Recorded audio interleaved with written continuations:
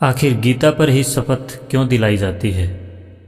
नमस्कार, भक्ति कथा और कहानी में आपका स्वागत है। भगवान श्री हरि मूर दैत्य का नाश करने के बाद बैकुंठ लोक में शेष शैया पर अपनी आंखें मूंदे लेटे मन ही मन मुस्कुरा रहे थे। देवी लक्ष्मी उनकी चरण सेवा कर रही थी।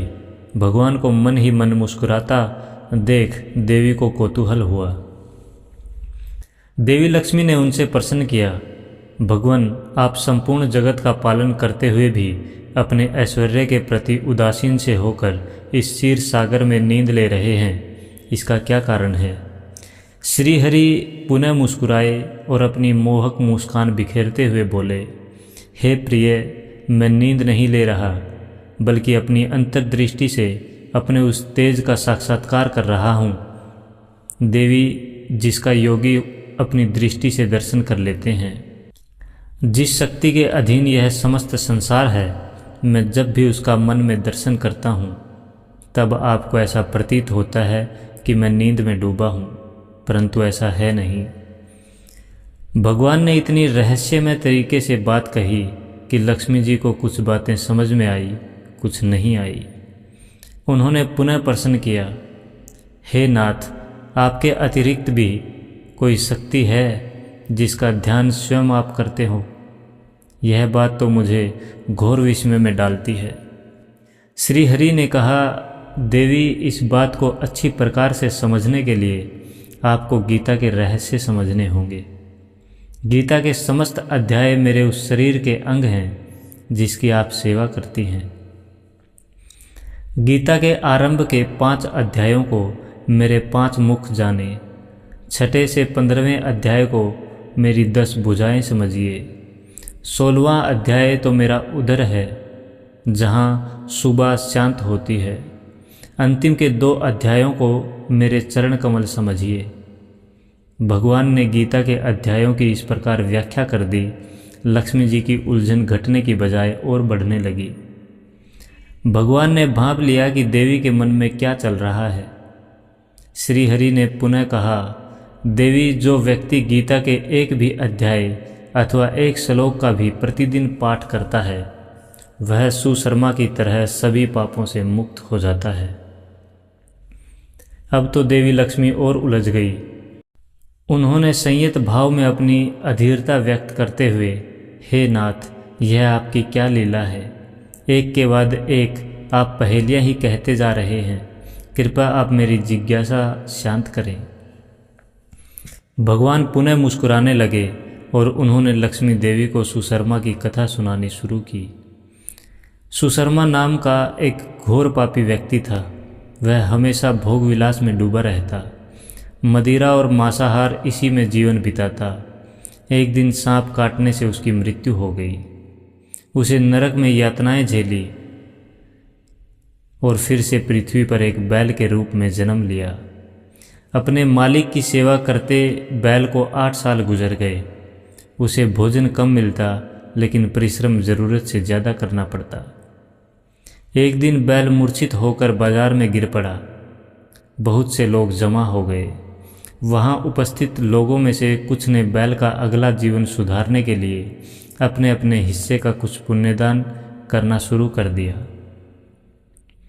उस भीड़ में एक वेश्या भी खड़ी थी।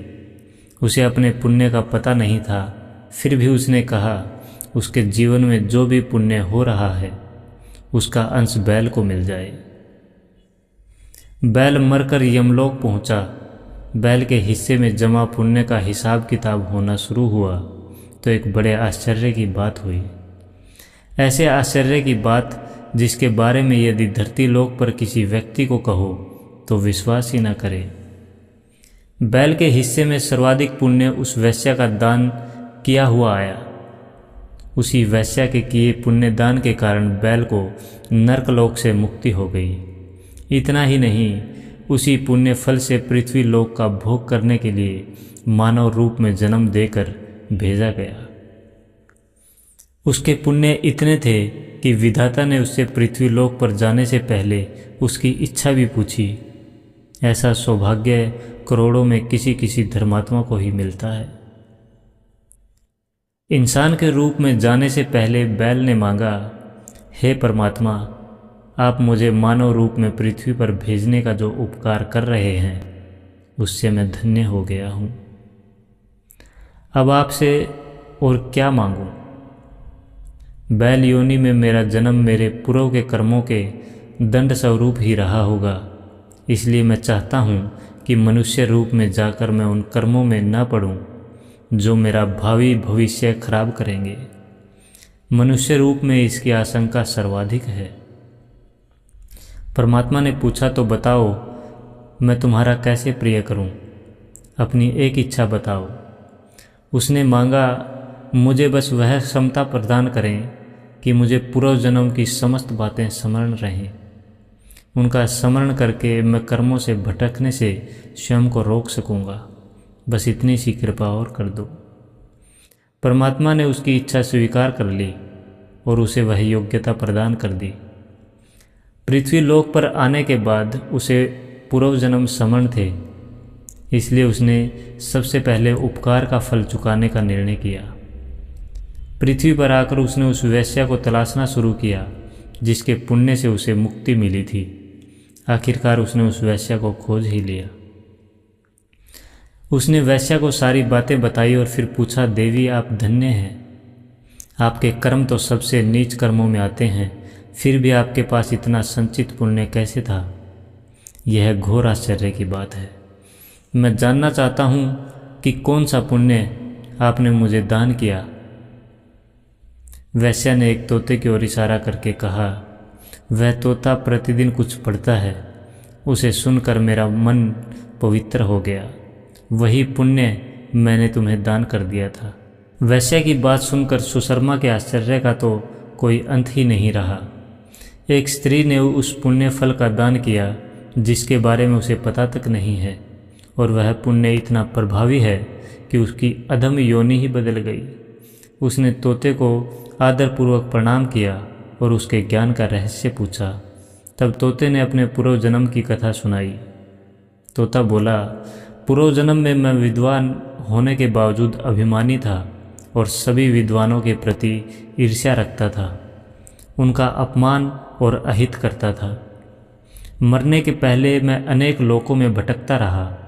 फिर मुझे तोते के रूप में जन्म मिला, लेकिन पुराने पाप के कारण बचपन में ही मेरे माता पिता की मृत्यु हो गई। मैं रास्ते में कहीं अचेत पड़ा था, तभी दैव योग से वहाँ से कुछ ऋषि मुनि गुजरे। मुझे इस अवस्था में देखकर उन्हें दया आई और मुनि मुझे साथ उठा लाए। आश्रम में लाकर मुझे एक पिंजरे में वहाँ रख दिया जहाँ विद्यार्थियों को शिक्षा दी जाती थी। मैंने वहाँ गीता का पूरा ज्ञान सीखा। सुनते सुनते गीता का प्रथम अध्याय मुझे कंठस्थ हो गया। इससे पहले कि मैं अन्य अध्याय सीख पाता, एक बहेलिये ने वहाँ से चुराकर इन देवी को बेच दिया। मैं अपने स्वभाववश इनको प्रतिदिन गीता के श्लोक सुनाता रहता हूँ। वही पुण्य इन्होंने आपको दान किया और आप मानव रूप में आए। श्री हरि ने लक्ष्मी जी से कहा, देवी जो गीता का प्रथम अध्याय पढ़ता या सुनता है उसे भवसागर पार करने में कोई कठिनाई नहीं होती। तो इस प्रकार भगवान ने श्रीमद् भगवत गीता के विभिन्न अध्यायों को अपने शरीर का अंग मानते हुए बताया है कि गीता में साक्षात उनका वास है। गीता को स्पर्श करने का अर्थ है आप श्री नारायण के अंगों को स्पर्श कर रहे हैं। भगवान का स्पर्श करके सौगंध लेने के बाद कोई असत्य नहीं कहेगा, इसी विश्वास के साथ गीता की सौगंध दी जाती है। कर्म की व्याख्या करता सर्वश्रेष्ठ ग्रंथ है भगवत गीता, जो सिखाती है कि व्यवहार में मनुष्य का जीवन कैसा होना चाहिए। असत्य बोलने, लालच और मोह में पड़कर अपने निकटजनों को अनुचित सलाह देने और धर्म के विरुद्ध जाना मनुष्य का सिर्फ अपना ही नहीं बल्कि पूरे कुल के नाश का कारण हो जाता है। यह सब सिखाती है गीता। ऐसे ग्रंथ से उत्तम और क्या होगा न्याय की सौगंध के लिए साक्षी रखने को। जय जय श्री राधे, जय श्री राम, जय हिंद।